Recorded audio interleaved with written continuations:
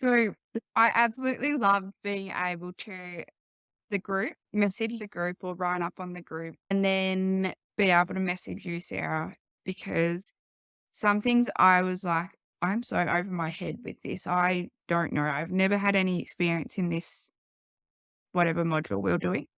Um, so just being able to say that and kind of get some help to work through that. I guess trying to work out the wording and all of that was really important for me and the business because I was just advertising breast milk jewellery and without having that messaging behind it, which, yeah, is obviously really important.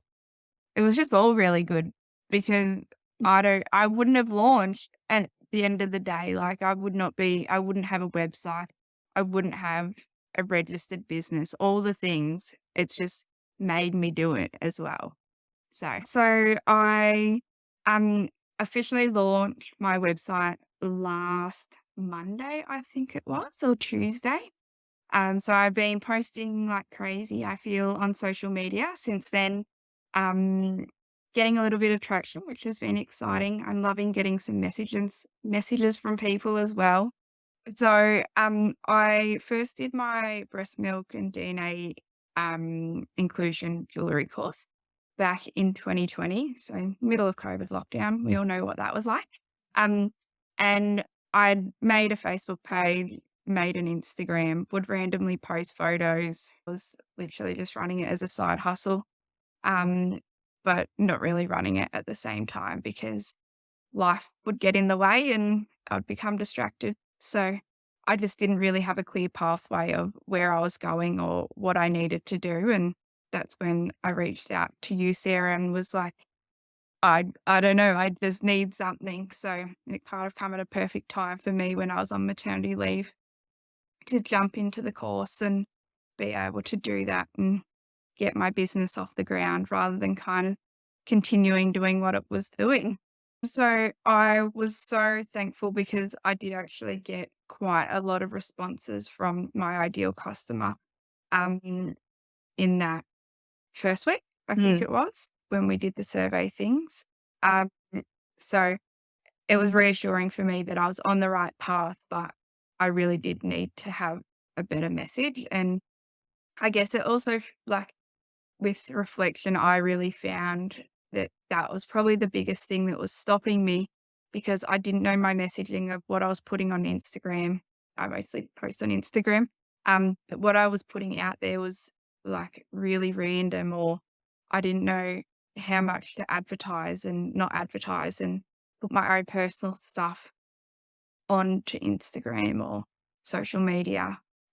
So that's what I found that just really kind of pulled it in a little bit for me of who I was talking to, which I get, like, I knew who I was talking to, but I didn't know how to talk to them. So I love my freebie.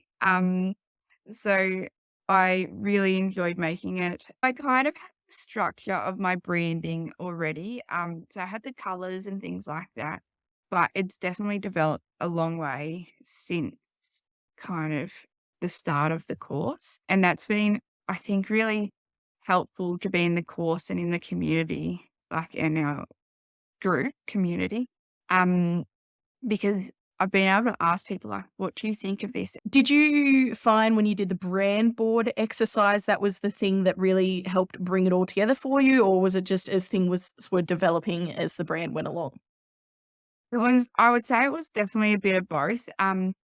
By doing the brand board, it gave me like a clearer picture of where I was going and what I was doing. Cause I guess I already knew what I wanted to do, but by seeing it on paper really helped me be like, oh yeah, it makes sense now.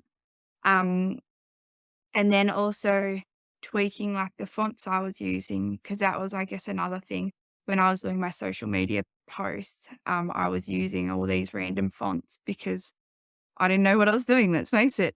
So, um, I've kind of been able to really intertwine kind of using the same fonts and having the same branding for everything, and I think it looks really pretty. I'm probably not as passionate about numbers as you, Sarah, That's all right. but it was very helpful to have you to be able to, like, guide me through that because Mm. I'm not very good at just doing guesstimates and things. I guess it was also like the layers of the numbers that you need to know, which I was not really. I was just like, I need to charge for my products. But even that, like, I was very much undercharging. Mm. And maybe that was part of the fact of running it as a side hustle. I was like, I just know that I need to charge for my products. I wasn't thinking about all the other side of like layers of things, of even like knowing my own worth and what to charge for my own like skills of making the pieces. I was just kind of like, oh, well, do people really want to pay for that? So, but I've found also that it's almost made the business more credible by charging higher prices. And I remember when we were first doing the pricing calculators for you, do you remember how much it jumped from your initial price to what you're charging now? How many times more is it? Is it 3 or 4 times what you were initially Um, charging?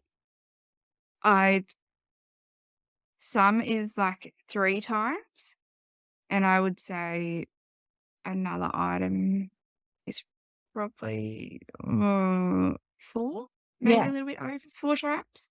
Because I was running it as that side hustle, I was just like, "Oh, no, I can't be doing that, and Yeah. I can't be charging these prices," Yeah. because I guess it was, yeah, that mindset Belief. that you've spoken about quite a lot of, like, yeah, changing your mindset to knowing your worth.